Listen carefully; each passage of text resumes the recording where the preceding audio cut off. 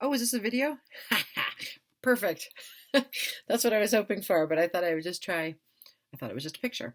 All right, I am going to try this. Let's see. I think I can close this photo booth window because I don't really need to see myself. I just wanted to read this speech out loud and time it. So let's set a stopwatch. Set a stopwatch.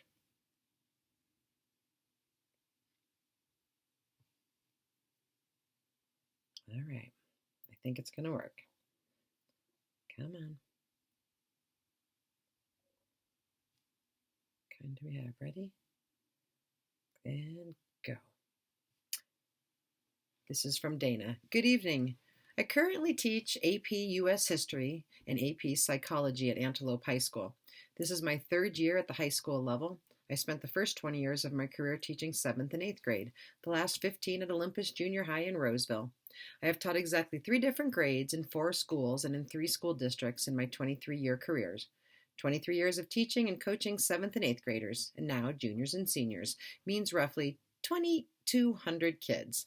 That translates to countless moments of authenticity, genuine connections that begin in my classroom and extend into college and beyond. Those connections, the relationships we build with our students, represent the foundation of effective teaching and enduring growth and learning. Everything in education, maybe everything in life, starts with those millions of moments of authenticity. Since my very first day of school, I knew the importance of relationship building, but this reflective process I embarked upon when nominated as a Teacher of the Year led me to the moments behind the relationships. At some point in the process, it hit me that in every school, at every level, on every single first day of school, I've communicated the same message to kids. From the moments our names ended up on the same roster, I'm invested in their learning, in their success, in their happiness. Textbooks change, targets change, buzzwords and programs change, but the importance of relationships in education never changes. It's how we give the best to our students and how we get the best out of them. It's how we give the best to our students and how we get the best out of them. And these relationships are built on millions of moments of authenticity. Those moments are at the heart of our nominations, probably for all 3 of us. Good evening. I am very humbled and honored to be speaking to you tonight. My name is Mary Barrelson, and I am representing the Tahoe-Truckee Unified School District.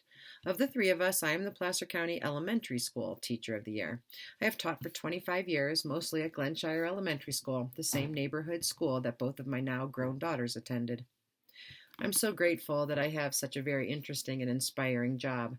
I teach kindergarten one year, and then the next year the kids and I do first grade together. I am with my students and their families for 2 years. Talk about building connections, important connections between teacher and student, between families and school, but I think perhaps even more important between student and student. I know that some of the relationships that are begun in my classroom among students often lead to lifelong friendships well beyond the confines of their elementary school experiences. I know it is beneficial for all of us. We become family. We accept and deal with each other's idiosyncrasies. We have to use love as a verb on the daily. Also, within this structure, I have the opportunity to work with 2 different grade level teams, rotating back and forth, creating richer and deeper professional connections with a greater number of colleagues, creating greater school-wide cohesion. Even though in my career I will reach only half the number of students that I would have, nowhere near the 2,200 that Dana mentioned, I hope that I have a lasting impact on them and will somehow have been richer and deeper for its longer duration, but mostly because of the effect of the increased millions of moments of authenticity per student. Thank you, Dana, for that reminder of keeping it authentic and real. I'd like to turn our talk over to the middle school teacher's perspective. I am pleased to introduce Stephanie Suganeau. My name is Stephanie Suganeau, and I am in my 18th year of teaching middle school band at Cooley and Chilton Middle School in the Roseville City School District. The Teacher of the Year has been a humbling experience in that I feel so fortunate in having a job that I love so much while working with students, parents, and colleagues that are truly supportive of music. With that being said, every time I start thinking that I've got it all figured out, I'm brought back to reality by my students. Even though I've done hundreds of performances all my life, I still suffer from anxiety. Imagine my excitement and or terror when I was told that I was asked to take my jazz band to Squaw Valley to play for the 58 county superintendents of California in early October. I loaded my 25 jazz band students on a bus at 5 a.m. as it was still so dark that we had to use the flashlights on our phones to load the bus. Doing my breathing exercises on the bus, hoping that we wouldn't fall off a cliff or lose a child or who knows what. After our performance, I was able to breathe a huge sigh of relief. We were very well received, and I felt a huge weight off my shoulders. If you have ever been to the Squaw Valley Resort, you walk into the hotel lobby and you see this wall of windows overlooking the most beautiful view of the mountains. I stood at the window looking at the mountains, the little bits of snow still on the mountain, the beautiful fall trees, thinking about the power of music, my purpose as a teacher, realizing how lucky I am to be surrounded by such amazing, hardworking, and talented kids. I feel this tap on my shoulder from my little sixth grade piano player, who is by far the youngest and smallest kid in my band. She asks me, "Miss Shigano, can I have a hug?" Oh my God, how sweet. As I give her the longest bear hug, I ask her, "Are you okay?" She looks at me and replies, "It was a dare." I look up to see a group of my students laughing at me. Apparently, I was the only one not in on the joke. No matter how long you've been at this job, there are always surprises around the corner and new kids to inspire me every day. Now back to Dana. It is one of the greatest things about this job. No day is exactly the same as the next. I'd even argue that in the span of one day, you could experience some humility, some elation, some irony, maybe a little frustration, some humor. You could face challenges, conquer obstacles, break through barriers, have epiphanies, witness extraordinary moments of kindness and inspiration. It truly is a roller coaster of the best kind. You don't get lit in on the jokes, though, and you don't get to ride the coaster with your kids without authenticity. The relationships are key. My first year at Antelope was the hardest year since my first year ever as a teacher, but in my 3 years at Antelope, I've come to realize what I love about teaching. The changes from Olympus to Antelope were so dramatic, I really think to some degree I was in shock my first year. Every single thing was different. Classes were bigger, kids were bigger, books were heavier, pace was faster, classes were longer. There were more students, more teachers, more administrators. I was teaching different classes with more content and more pressure. The school spirit was mind-blowing. The diversity was shocking, coming from East Roseville and Granite Bay. I had students who were entering their first school in America from Fiji and Romania, from Puerto Rico and Singapore. I had new colleagues to get to know and rely on, new curriculum to learn, new approaches, new transitions, new methods to manage the classroom. The only thing that wasn't bigger was back to school night, where I only had 4 parents in my first class. All those changes represented individual challenges. All at once, they were overwhelming. So, out of survival, I isolated them, and in so doing, slowly but surely, I saw each challenge evolve into something positive. I saw a school spirit that connected kids and gave them something awesome to be part of, a perseverance that kids developed because they had to, levels of perspective, empathy, and identity that I had never seen before. These last 3 years present for me an almost live mission statement. I knew what I was doing. I had learned how to do it pretty well, but at Antelope, I really started to embrace the why. My first day of school at Antelope was my 21st first day of school, but it sometimes feels like my very first because I went back to basics. I focused on the fundamentals of teaching. I focused on teaching people first and content second, and I realized that for me, it has always been about the relationships I build with my students. Those are my core values, my students. As I've gone through the subsequent stages of these competitions, I've had the opportunity to reflect upon and write about my story as a teacher.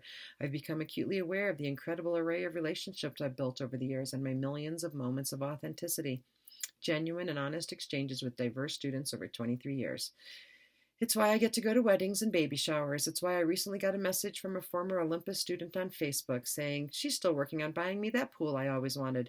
It's why I get a direct message on Twitter the other day from Kalia, who just started her first year in college and wrote, "I remember what you said to us on that first day of school. You really kept your word." All right, back to Mary. That's me. I get a little envious of you teachers who teach older students. You get young adults return and tell you things like, "Thank you for being there for me in school, and look where I've ended up because of your influence." Yeah, that doesn't happen for primary teachers. My kids don't come back to me and say thank you, but I know in their everyday moments they know I am there for them. What proof do I have? Well, I do get love letters and drawings and statements of devotion and adoration because, and I quote, "I am the best teacher in the world," often spelled very creatively. And in their hearts and minds, it's neither an exaggeration nor untrue. Working with young students is a study in being here now. I appreciate the daily opportunity for moments of authenticity. I'd like to conclude with posing a question. You know that childhood amnesia thing where we as adults can't really remember much of the details of our young lives? Well, I invite you to think of some memories. Think of some specific memories from your kindergarten or first grade little self. Go on, I'll give you some think time.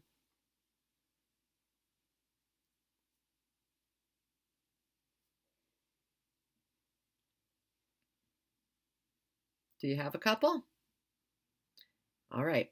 My guess is that you're remembering something mundane, like how your teacher played the ukulele and winked at you when you entered the class, or wasn't it fun how you started the day with a dance and a telling sharing circle, or that you had a class mascot that got to travel home each night with a different student. Or maybe you remembered one of those big things like that loud fire drill alarm when you weren't expecting it, or that time Raoul's dad brought in a tarantula, or the field trip when the farmer squirted milk at you directly from the cow. Well, as a teacher, I remember hearing very early on in my career and then really taking to heart the idea that every single interaction we have with a student may create a lifelong memory. That's powerful, heady stuff, really. Whether the interaction be part of a regular old routine or something unusual or more profound, we teachers must take care to be the best we can for our students. I can tell that Stephanie and Dana embody this belief as well. We Teachers of the Year thank you from the bottom of our hearts for the opportunity to reflect on our practice and for witnessing us bringing our A game. Being identified a Teacher of the Year is a lot humbling and a little daunting. It makes us deepen and improve our practice and influence. We love our work and strive to create authentic environments for our kids to experience and develop connections and relationships. It's about the connections more than the content. When the connections are strong, the content flows.